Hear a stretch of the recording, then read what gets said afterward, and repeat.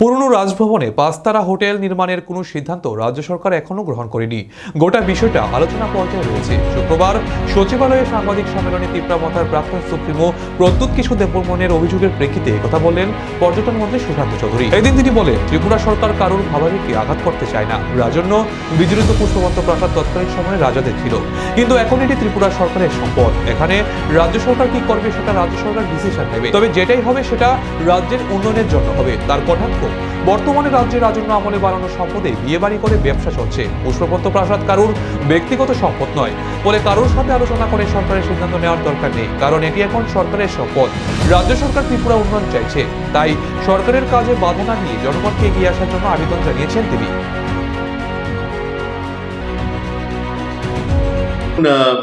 রাজ্যের উন্নয়ন আমরা সকলেই চাই।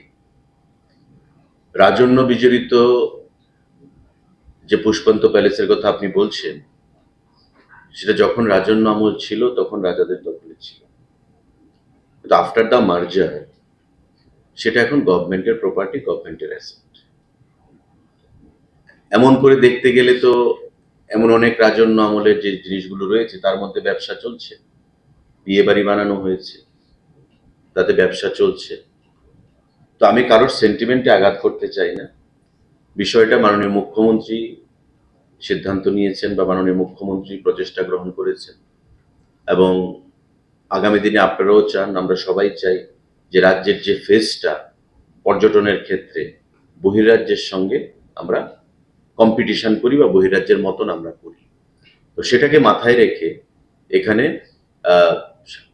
এখনো সিদ্ধান্ত কিছু হয়নি, আলোচনার পর্যায়ে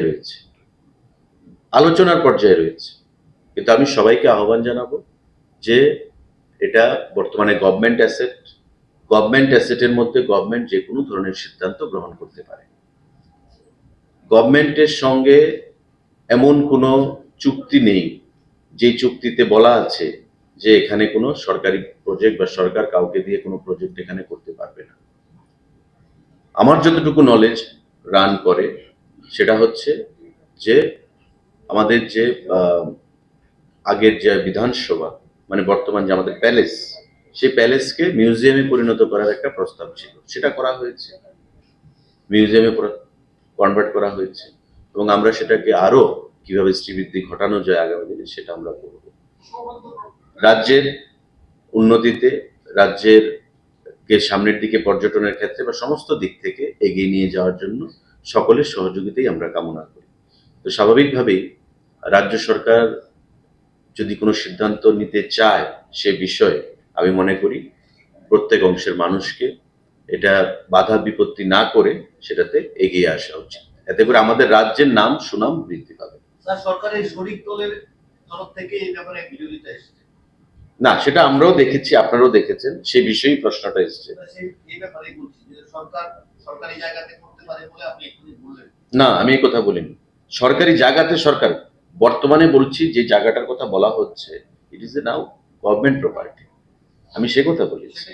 তো গভর্নমেন্ট প্রপার্টি হিসেবে সরকার কাকে লিজ দেবে বা সরকার, অনেকে বলছে যে আমাদের সঙ্গে আলোচনা করা হয়নি, এখন এটা প্রাইভেট প্রপার্টি নয়। প্রাইভেট প্রপার্টি হলে সেটা বিষয়টা অন্য জায়গায় মাত্রা পেত। আমি কারোর ভাবাবেগকে আঘাত করতে চাই না, কারোর সেন্টিমেন্টকে আমি আঘাত করতে চাই না। আমি কারোর কালচার, ট্রেডিশন, হেরিটেজ, কাস্টমস এগুলোকে সম্মান জানিয়ে আমি বলছি যে রাজ্যের উন্নয়নে সকলকে এগিয়ে আসা উচিত।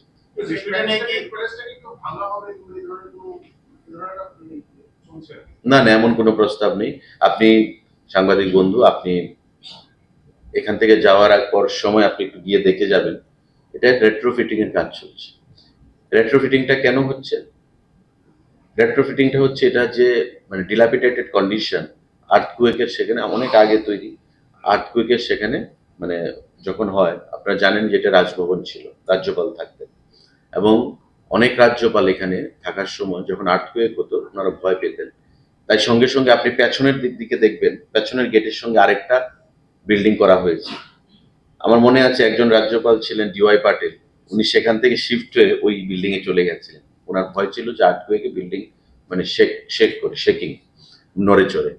তো এটাকে রেট্রোফিটিং করা হচ্ছে, এবং এটা রেট্রোফিটিং করে এটাতে ডিজিটাল মিউজিয়ামের একটা প্রস্তাব ছিল। কিন্তু ডিজিটাল মিউজিয়াম, আর যেখানে অলরেডি একটা মিউজিয়াম আমাদের রয়েছে, আমাদের উজ্জন্ত প্যালেস, তো সেখানে ডিজিটাল মিউজিয়ামের কনসেপ্ট এখানে চলবে না।